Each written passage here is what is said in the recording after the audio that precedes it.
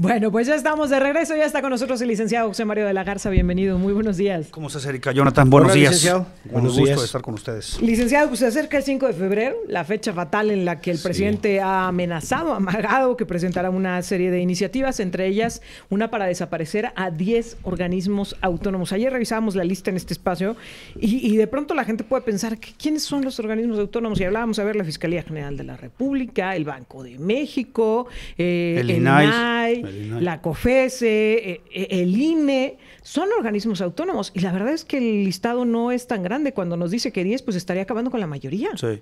Con el discurso de presupuestal, ¿no? Es decir, gastan mucho dinero, son muy ineficientes, realmente no nos sirven para nada.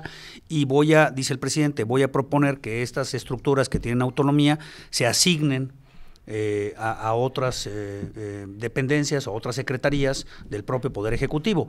Habría que entender por qué se utilizó la figura de estos organismos autónomos. Porque hagamos esta reflexión. Es decir, nosotros venimos de un presidencialismo exacerbado, en donde el presidente de la República controlaba todo y donde no había un verdadero sistema de pesos y contrapesos, en donde tú pudieras decir lo que dice el presidente está mal, esto tiene una parte técnica, esto se tiene que hacer de esta otra manera. Entonces, de esa construcción presidencial de hace 70 años, en donde una sola persona definía lo que pasaba en México, la democracia fue avanzando poco a poco, creando estas estructuras que son autónomas, que pueden tomar decisiones sin estar vinculadas al presidente, que tienen presupuesto y que también tienen una parte técnica de profesionales, claro, de personas que conocen la materia de energía, que conocen la materia de acceso a la información, que conocen estas materias con especialidad.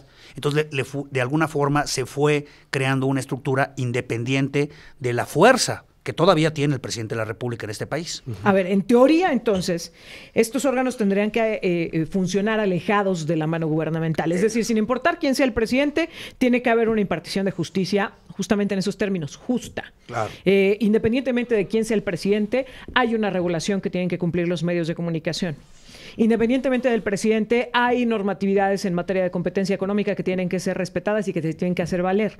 Independientemente de quién sea el presidente, se tienen que organizar procesos electorales alejados del poderío de un gobierno, ¿no?, en turno.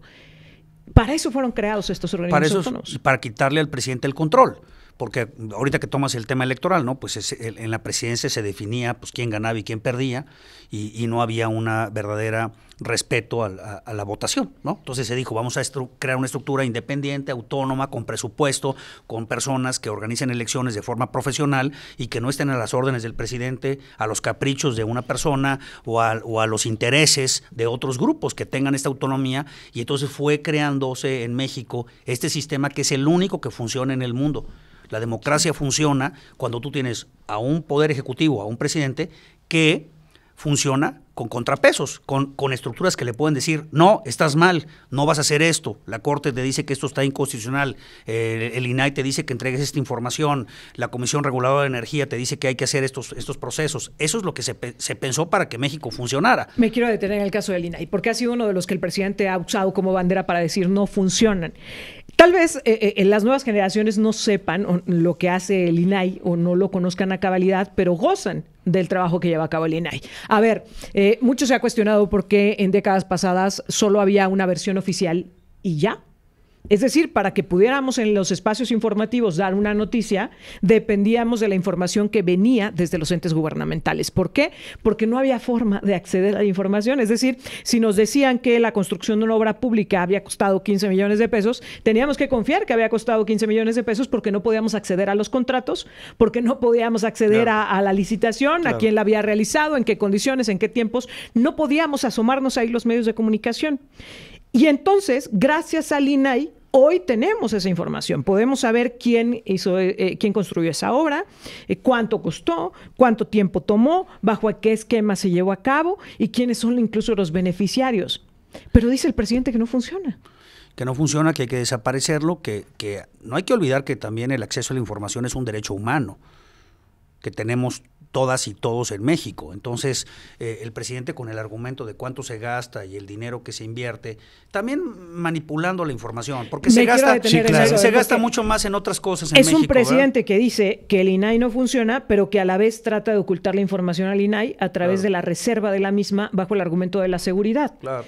Y que además, Erika, con este ejercicio que estás diciendo, en donde podemos ir a preguntar lo que queramos y podemos obtener los documentos, de ahí también se derivan otras cosas. Podemos demandar, podemos denunciar penalmente, podemos señalar funcionarios públicos corruptos, podemos decir este contrato está hecho de forma ilegal. O sea, no es nada más encontrar la información por encontrarla. Y otra. Tiene un sentido. No sabíamos cuánto ganaba el presidente, por ejemplo. Sí. A ver, en las décadas pasadas no sabíamos cuánto ganaba el presidente porque nadie le preguntaba al presidente, nadie se iba a confrontar y no se difundía, no se hacía público. Hoy ni siquiera tenemos que ir a preguntar, basta con meterse a la página de la presidencia y ahí aparece el tabulador que podemos consultar y ver cuánto está ganando quién. Una más, compañeros, porque se acordarán en algún momento cuando Felipe Calderón quería hacer una nueva credencial de identidad, ¿se acuerdan? Sí. Que tuviera la retina, que tuviera la huella dactilar, la cartilla.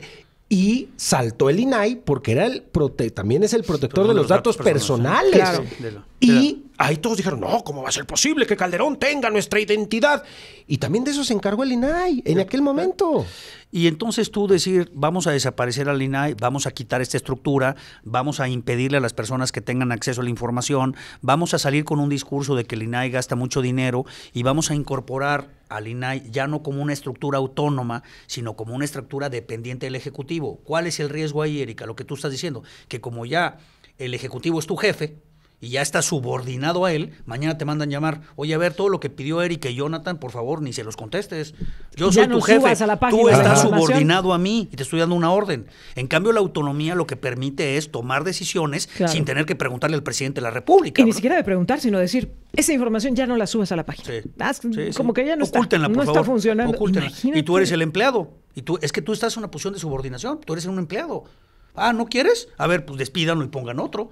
En cambio, en la autonomía, tú tienes garantizado, y nosotros, Erika, tenemos garantizado como ciudadanos que las personas que están ahí tienen una cierta garantía de que no los van a mover. Y fíjate el berrinche, nada más para cerrar esto, perdón, Jonathan, que hizo el presidente cuando dijeron, oye, tienes que nombrar a los funcionarios, a los comisionados del INAI, los tienes que nombrar, porque estás haciendo que la estructura no opere. Y hubo que ir a los tribunales para obligar al presidente de la República a que nombrara, porque la estrategia, ¿cómo fue, Erika? Le voy a dejar de nombrar a los comisionados, con esto lo hago inoperante y lo dejo sin actuar. Ahora, información es poder y a mí me parece que es el ejemplo más fuerte el que podemos tener en el caso del INAI, porque a ver, también en las décadas pasadas no había forma de que nos enteráramos lo que estaban aprobando los diputados. Hace rato platicábamos, por ejemplo, de la ley de los estacionamientos. ¿Por qué la sabemos? Porque se hace pública, porque podemos asomarnos, porque podemos consultarla. Antes no. Si un diputado decidía filtrar una información, una iniciativa que se iba a discutir, pues nos podíamos enterar, pero si ninguno la filtraba, no sabíamos. Y de pronto nos despertábamos con la sorpresa de que algo ya era ley, ¿no? Hoy podemos darnos cuenta de todos estos pormenores y decir, pues no funciona. Miren qué situación está poniendo al Ayuntamiento de la capital, a la Dirección de Comercio, pues no pueden aplicarla porque no hay las herramientas, porque no hay los elementos. En un pasado, es decir, sin un órgano autónomo, nos hubieran venido con el discurso de, pues no la aplican porque no la quieren aplicar, ¿no? Y nadie tendría oportunidad de debatir algo así porque no la conoceríamos. Creo que sí es muy valioso hablar de la funcionalidad que tienen estos organismos autónomos, porque de pronto en el discurso presidencial todas las mañanas estamos oyendo lo que cuestan y no lo que reditúan, no lo que le generan a la población. ¿Por qué este encono del presidente con los organismos autónomos y con eliminarlos, José Mario? ¿Qué lees tú? Si a final de cuentas a él no le va a tocar. Ese gobierno totalitario que está buscando construir a través de la mayoría en el Poder Legislativo y a través de la eliminación de los organismos autónomos, no lo va a usufructar a Andrés Manuel López Obrador, sino su sucesora. ¿Por qué tanto interés? ¿Qué lees? Yo creo que hay dos lecturas, Erika, muy interesantes. Una es, el presidente asume que su estructura de poder va a continuar y que su proyecto de transformación del país con su visión de cómo debe estructurarse México va a continuar. Y por eso están preocupados en decir, vamos a desmantelar la Suprema Corte, vamos a quitar estos autónomos, vamos a armar, porque ese es nuestro proyecto y él sí se ve en una continuidad de ese proyecto. Porque como bien dirías, oye, pues esto ya le toca al próximo, pues ya que lo haga alguien más, yo ya, ¿para qué me desgasto? Tiene al cierre de un gobierno. ¿Verdad? Entonces yo creo que es esta idea de, nosotros vamos a continuar, el proyecto de la cuarta transformación seguirá. Ese es un primer tema. Un segundo tema es también reconocer que estas iniciativas pasan por el Congreso, en donde no tiene, en algunos casos, las votaciones que se requieren. Y yo también creo que ahí hay una cuestión maquiavélica. Es decir, voy a ir a plantear esto que es para el pueblo, estos órganos fifís, conservadores, ricos, de privilegios, se los voy a ir a llevar al Congreso para que me los rechacen. E ir a decirle a la gente, ¿no? Y decirle a la gente, mira lo que... No quisieron. Mira por qué hay que cambiar el país, porque los ricos, porque los conservadores. Entonces también ahí hay un juego perverso, ¿verdad? Y tres, Erika, también creo, ¿verdad?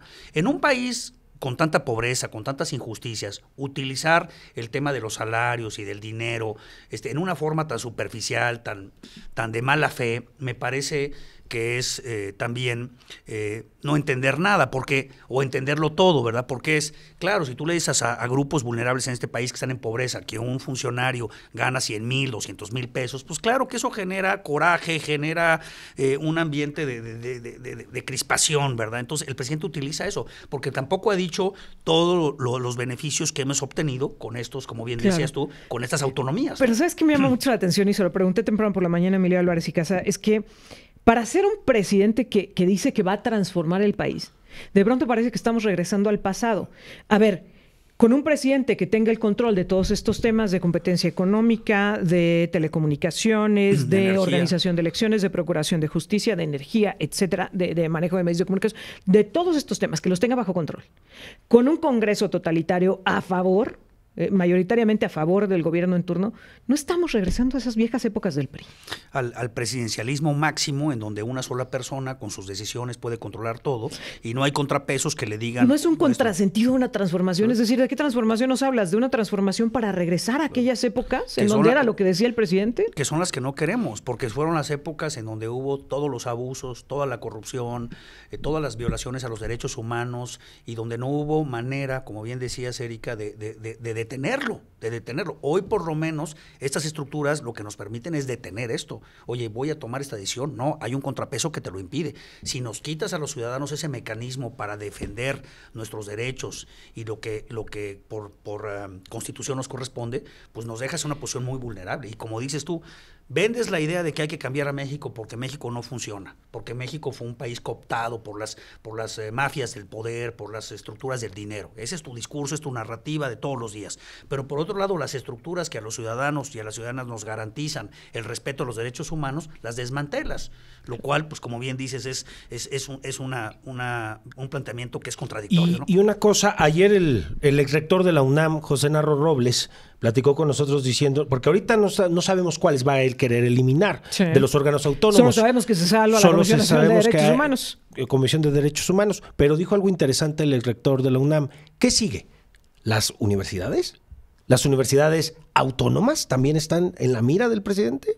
¿Los poderes judiciales? Y sí lo están las universidades, porque bueno, las ha ido tronando presupuestalmente. A lo mejor no en la declaratoria, pero sí les ha ido apretando. Porque las universidades del bienestar, yo no he visto ninguna, ¿eh? Sí. ¿Será eso? Y otro tema, Jonathan, que es que sigue, hay que tener mucho cuidado aquí con el tema en la Corte. Puede ser que la reforma constitucional que va a proponer el presidente también, junto con este paquete, Erika, de la elección de ministros y ministras por voto popular, que ya hemos comentado aquí, sí, puede ser que esa no transite porque tienes que reformar la Constitución y pasas por la construcción de una mayoría calificada. Pero ojo, si logran ganar la presidencia de la República, se va a designar, va a haber un espacio más el próximo año para designar un ministro o una ministra.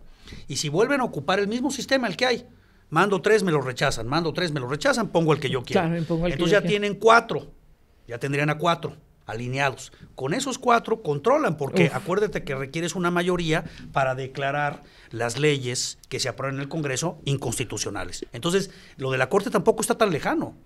Entonces, eso y 4 nada más porque Alcántara, Carrancá, Margarita Ríos Farjat se manejan como independientes, pero pues bueno, pero ya sería Loreta, si no, ya fueran ellas ya sería también. Loreta, ya sería Yasmín, ya sería Lenia, y te falta una, pero una designada como Lenia, que a ver, no te confundas, yo te puse a ti. Y yo te voy a decir qué es lo que vas a hacer. A ti no te nombró el Senado. No te vayas a confundir. Fíjate Fui bien, yo yo te nombré. directa. Entonces yo te doy el telefonazo para que digas tu Oye, discurso. que ¿no? veía en los diálogos que llevan a cabo de manera institucional, veía la ponencia de Arturo Saldívar, ya fuera de la Suprema Corte, y le decían, oiga, esta iniciativa del presidente de que sean por voto popular, no estoy de acuerdo. Sí, sí. Pero ya que dejó el lugar vacío para que el presidente Omar impusiera a Sánchez quien Cordero quisiera. también dijo eso, ¿eh?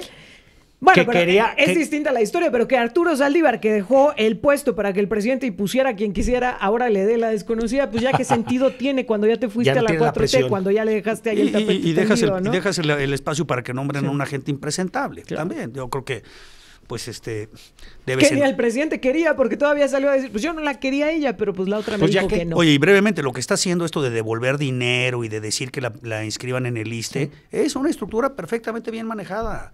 Es una narrativa, es un discurso ideológico llevado a la Corte. No es que sean ocurrencias, es vamos a llevar nuestra ideología a sembrarla dentro de la Corte. Oye, que ya Latinos le sacó la cuenta y dijo, ah, caray, a Como ver, que si no el dan. presidente dice que gana tanto y usted está regresando tanto, ¿dónde está ¿Dónde lo quedó la demás? bolita? ¿Dónde ¿Dónde quedó quedó la la austeridad republicana? Licenciado José María de la Muchas Garza, como gracias. siempre un gusto. Gracias, Jonathan. Gracias, Gracias, Erika. gracias. Que tengan excelente día. Igualmente Muy buenos días. para Altavox. Hacemos que tu voz se escuche más fuerte.